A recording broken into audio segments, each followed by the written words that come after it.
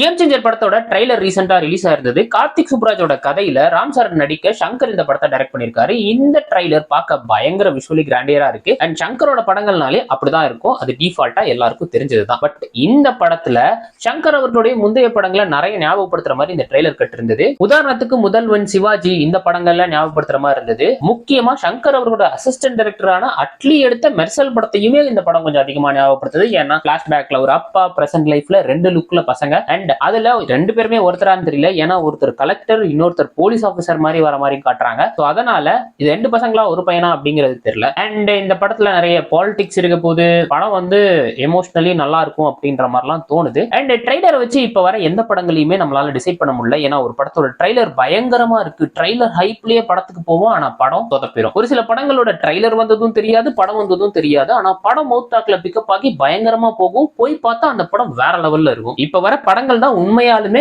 unpredictable. அதனால இந்த படம் எப்படி இருக்கும்னு நம்மளால கண்டிப்பா சொல்ல முடியாது. ஹோப்ஃபுல்லி இந்த படம் நல்லா இருக்கும்னு நம்புறோம். இந்த படத்துக்கு நீங்க யாரெல்லாம் வெயிட் பண்றீங்க அப்படிங்கறத மறக்காம கமெண்ட் செக்ஷன் சொல்லிட்டு போங்க. இந்த ட்ரைலர் பார்த்திருந்தீங்கன்னா எப்படி இருந்தது அப்படிங்கறதையும் மறக்காம கமெண்ட் சொல்லிட்டு போங்க. நம்ம சேனல் மறக்காம சப்ஸ்கிரைப் பண்ணிக்கோங்க.